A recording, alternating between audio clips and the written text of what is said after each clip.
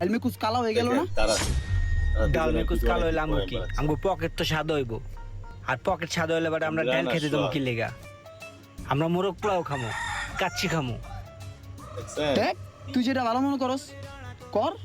আর হন এই কথা যেন ওস্তাদে কোনোভাবেই না জানে আর গ্যারেজের কেউ তো কবেই না আরে না বলো দিস কুমকে